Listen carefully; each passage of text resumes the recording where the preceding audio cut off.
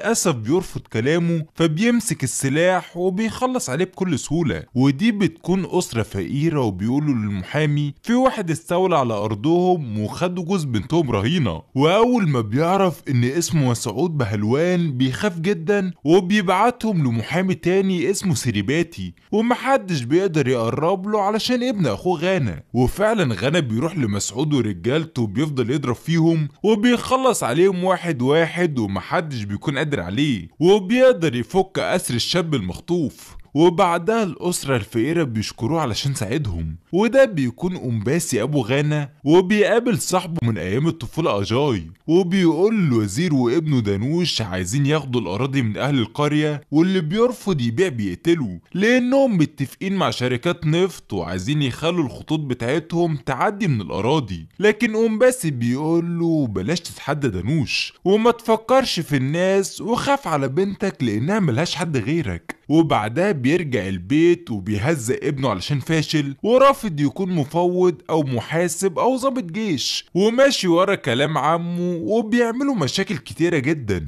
وساعتها بيأمره يروح لصاحبه اجي القرية ويشوف بنته جانو، لانها لو عجبته هيجوزهم لبعض. ولما بيكون في الطريق وماشي بالعربية وبيلاقي هنسيتا قدامه، وبيعجب جدا بيها وشكلها دخلت دماغه. ولما بيشوفها بتكنس الشارع بيمسك الورق وبيفضل يرمي ناحيتها، وبعدها بيقول لها انا بحبك بكل جراءة. لكن بيكتشف انها عضوة في مجلس النواب وعاملة حملة نظافة لتوعية الناس، وهو بيقول لها انا هخليكي تحبيني وترتبطي بيا، فبتحذره يبعد عنها وبتكون رافضة تتكلم معاه. ومن ناحية تانية رجل أعمال بياخد ابنه فريندرا وبيقابل دانوش، وبيقول له ابني خطف بنته واغتصبها، وفي نهاية الأمر ماتت، والخبر انتشر في كل وسائل الإعلام. فبيقول له اعتبر القضية خلصت وابنك خد براءة، والمقابل هتتنازل عن 300 فدان ليا. وفي نفس الوقت ابو البنت اللي تم اغتصابها بيروح لهنسيتا وبيحكي لها اللي حصل، وهي بتوعده هتقف جنبه وترجع حق بنته من تاني. وبعدها غانا بيقابل ابوه وبيعرفوا ان راح القرية وكانوا مرحبين بيه، وشاف جانو واعجب بيها جدا وشكله حبها. لكن اول ما اتكلم معاها قالت له انت انسان فاشل، وانا مش غبية علشان ارتبط بواحد زيك. وكل العيلة وقتها بتحاول تهون عليه علشان ما يزعلش، وبنكتشف وقتها انه كان بيكذب، ودي قصة من وحي الخيال. وبعدها بيروح لبيت هنسيتا وبيلاقي المكان زحمة، ولما بيدخل الامن بيحاول يمنعه، فبيقول له انا وعضوة المجلس بنحب بعض من زمان. وهي بتشوفه وبتتفاجئ جدا، وبتأمرهم يدخلوه علشان ما يفضحهاش. ووقتها بتهزقه وبتسأله ايه اللي جابك، فبيقول لها بحبك ومش هقدر ابعد عنك. فبتقول له بص لنفسك، انا عضو مجلس ومستواي اعلى منك بكتير. لكن هو ما بيكونش فارق معاه، وبيكلمها في التليفون وبيقول لها سجلي رقمي لاننا هنتكلم على طول. وتاني يوم بيكون قدام المحكمة ومستني عمه، وبيقول له عايز ارفع قضية على عضوة المجلس علشان مش بترد على تليفوني. وفجأة بيلاقيها موجودة واقفة قدامه، وبنعرف ان النهاردة الجلسة النهائية في قضية الاغتصاب اللي عملها فريندرا. وساعتها هنسيتا بتعرف ان المحامي اختفى وملهوش اي وجود. وغانا بيدخل المحكمة وبيقعد مع الناس، والقاضي بيسأل عن المحامي وبيعرف انه ما جاش المحكمة. وهنسيتا بتطلب تأجيل الجلسة لكن بيكون رافض، وغانا بيخلي عمه يترافع عن القضية ويطلب التأجيل، لكن القاضي بيعترض لانه مفيش دليل. وساعتها محامي المتهم بيقول ان البنت اللي تم اغتصابها هي في الاساس فتاة ليل، وفي نفس الوقت كانت حامل في شهرها السادس. وبيخلي ضابط فاسد يعترف انه مسكها قبل كده في شقق مشبوهة، وده بيخلي ابوها وامها في حالة صدمة. وهنسيتا بتفضل تعيط ومش عارفة تعمل ايه، وغانا متضايق وبيفكر ازاي تقم. وساعتها القاضي بيحكم ببراءة فريندرا. ولما غانا بيمشي بيلاقي ابوها وامها بينتحروا قدامه، وبيكون في حالة ذهول، والراجل بيقول له بنتي مظلومة. وبعدها بيحاول ينقذه، وللأسف بيكون مات وفقد الحياة، وهو متضايق وبيقرر ساعتها ينتقم. ولما بيجي الليل بنلاقي فريندرا بيحتفل مع المحامي بتاعه، وغانا بيوصل للمكان وبيفضل يضرب فيهم، وبيخلص على كل رجالته واحد واحد، وفي نهاية الأمر بيقطع رجل فريندرا وبيخليه عاجز. وتاني يوم دانوش بيوصل البيت، وأول ما بيدخل المكان بيلاقي فريندرا والمحامي قدامه وبيحكوا له اللي حصل، وعايز يعرف مين اللي عمل كده. وتاني يوم أوماباسي بيقول لغانا في حفلة النهاردة ولازم نحضرها بمناسبة إن المفوض طالع على المعاش كمان 10 أيام. وفعلا بيوصلوا للمكان وبيرحبوا ببعض، وساعتها المفوض بيقول لغانا أنا عارف إنك قتلت مسعود بهلوان ومحدش بيقدر يقف قدامك، لكن بحذرك تتحدى دانوش لأنه متحكم في كل السلطة. وساعتها دانوش بيدخل المكان ومعاه رجالته وبيعامل المفوض بطريقة وحشة جدا، وغانا بيتضايق وعمه بيبعده علشان ما يعملش مشكلة. وبعدها بيمسك واحد من رجالته بيموته، لكن بيهدى أول ما بيشوف عضوة المجلس وبيروح يتكلم معاها وبيقول لها أنا قطعت رجل فريندرا علشان اغتصب البنت، وأي حد القانون هيحميه أنا هقتله. ووقتها بيقربوا لبعض جدا وبيقضوها رقص وأغاني، وكل واحد منهم بيبان عليه الحب. وتاني يوم بتروح لبيته علشان تتعرف على جدته، وفعلا بتعجب بيها وبتوافق انهم يتجوزوا.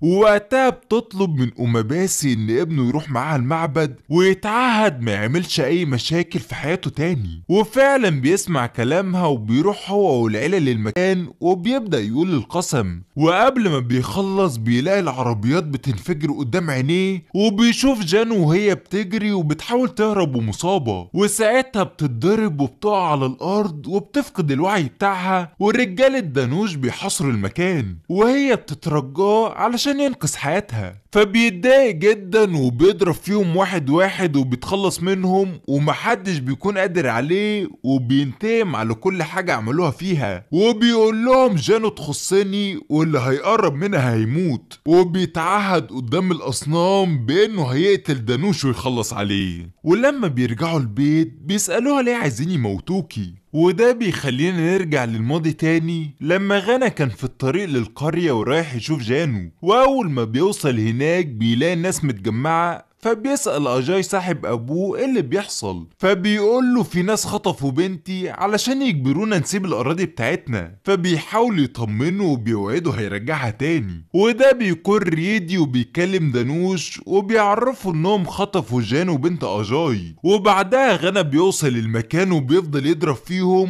وبيتخلص منهم واحد واحد ومحدش بيقدر عليه، وكلهم بيكونوا خايفين منه. وأول ما بيشوف جانو قدامه بيعجب جدا بيها وبيلاقيها بنت جميلة. وبعدها بياخد أوراق الأراضي منهم وبيمسك جانو وبيمشي بيها وبيقدر ينقذ حياتها، وهي بتكون متفاجئة جدا وشكلها حبته. وساعتها بيرجع القرية وبيسلمها لأبوها من تاني، وبيطلب يعرفوا مين زعيم العصابة علشان ينتقم منه ويحل مشكلتهم، لكن بيرفض يقوله ان دانوش هو السبب. وساعتها بيرجع لهم اوراق الاراضي بتاعتهم وبيقول لأجاي يا ريت تبلغ ابويا ان بنتك رفضتني، وبيعرف جانو لو احتاجته في اي وقت هيكون موجود. وساعتها بتفضل تعيط وبتقول لابوها انها حبت غانا وعايزه تتجوزه. وتاني يوم دانوش بيعرف اللي حصل وبيقابل أجاي وكل أهل القرية وبيسألهم مين اللي ضرب رجالتي، ولما بيرفضوا الكلام بيأمر عصابته يموتوهم كلهم وبيرموهم في المية وبيدوسوهم بالجرار وبيخلصوا عليهم. ولما بيحاول يموت أجاي بتوصل جانو وبتضربه بالقلم وبتقوله اللي انت بتدور عليه لو شافك هيقتلك، وهو راجل حقيقي مش بيتحمى في رجالته زيك. وساعتها بيموت أبوها قدام عينيها وهي مصدومة جدا ومش عارفة تعمل ايه، وبيخلص على اي واحد بيقف في طريقه علشان يعرف اسم الشاب اللي ضرب رجالته. وفي النهاية ابوها بيقول لها لازم تهرب،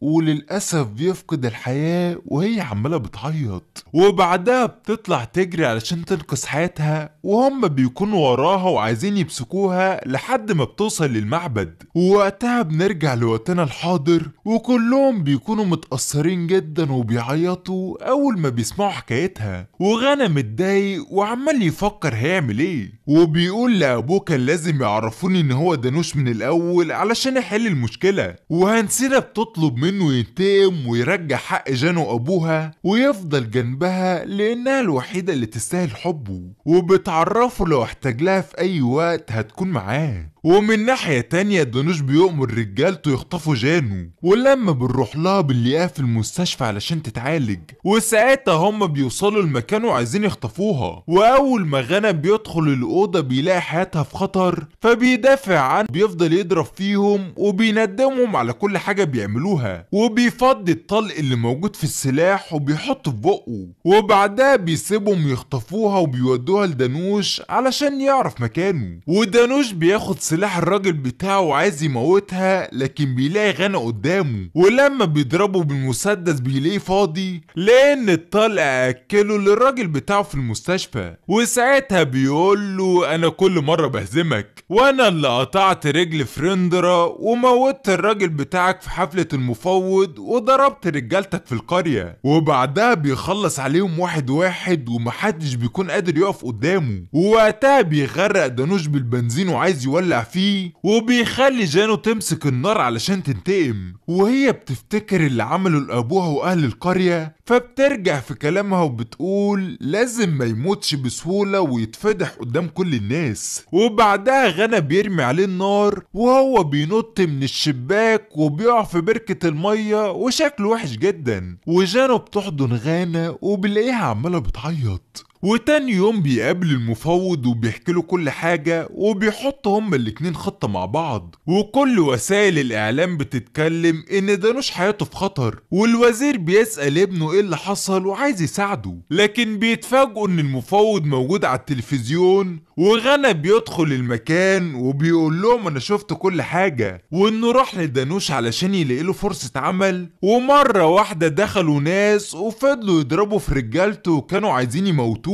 وبيقول لهم انا صورتهم وبيوريهم شكلهم، وبنكتشف ان هو اجاي واهل القرية اللي ماتوا. ودانوش بيكون متضايق وساعتها بيعرف انها لعبة ومعمولة عليه، وفي نفس الوقت ريدي بيكون مهدد اهل القرية، والشرطة بتروح المكان وعايزة تمسكه لكن ما بيكونوش عارفين، لحد ما بيوصل غانا فبيخافوا وبيرموا الاسلحة، وريدي بيعترف قدام وسائل الاعلام بكل الجرائم اللي عملها مع دانوش، والقرية كلها بتشكر غانا علشان ساعدهم ووقف جنبهم. وساعتها الشعب بيولع في صورة الوزير وبيكسروا كل الممتلكات بتاعته وبيعملوا مظاهرات في كل مكان، ورئيس الحزب بيكلمه في التليفون علشان يقدم استقالته. وبعدها بنروح للمفاوض في القسم وبيقول لأبو غانا ابنك الوحيد اللي قدر يقف قدام دانوش، والنهاردة آخر يوم في خدمتي وهقبض عليه، لكن بيتفاجئ بدانوش واقف قدامه وبيضرب عليه النار وعايز يقتله. وبعدها بيحاول يموت سيراباتي وبيكون مصاب وبيقع على الارض، وبيجبروا اوماباسي يكلم ابنه في التليفون علشان يروح لهم، وهو ما بيكونش فاهم ايه اللي بيحصل. وفعلا غانا بيجري لحد ما بيوصل للمكان وبيلاقي عمه فاقد الوعي وبيطلع في روح قدامه، وبيكون مصدوم جدا وعمال بيعيط عليه، وابوه بيقول له سلم نفسك علشان يخلونا عالج عمك، وهو برفع ايديه وبيسمع كلامه. ودانوش بيفضل يضرب فيه وعايز ينتقم منه علشان فضحه في كل مكان، وهو بيفتكر زمان لما كان بيلعب مع عمه وازاي كان بيحبه وبيهتم بيه. وساعتها دانوش بيضربه بالسكينة وعايز يقتله، وابوه بيترجى الوزير علشان يعالج اخوه لكن بيكون رافض، فبيقول له لو اخويا مات ابني هيخلص عليكم كلكم. فالوزير بيتضايق وبيأمر دانوش يقتل سيراباتي، وساعتها غانا بيشوف اللي بيحصل وبيبدأ يموت فيهم واحد واحد ومحدش منهم بيكون عايش، وبيندمهم على كل حاجة بيعملوها. وفي الوقت ده بيموت الوزير وبيخلص عليه، وبعدها بيمسك دانوش وبيفضل يضرب فيه وهو مش عارف يقف قصاده. ولما دانوش بيركب العربية وعايز يموت عمه بيقدر ينقذه في اللحظة الأخيرة، وبعدها بيخلص عليه ويقتله. وتاني يوم بنعرف ان المفاوض لسه عايش، وبيقول لوسائل الإعلام الوزير جالي البيت وابنه كان معاه علشان يسلم نفسه، لكن مجموعة إرهابية هجمت على المكان. وساعتها غانا بيكمل كلامه وبيقول الوزير ضحى بحياته علشان الوطن، ودانوش حب حب ينقذ أبوه وللأسف مات، والوزير وصاني تكون جنسيكا هي اللي تاخد الكرسي من بعده، وبيخلي كل الناس تسقف لشجاعة الوزير وابنه. ومن هنا بيخلص فيلمنا. لو عجبك الفيديو دوس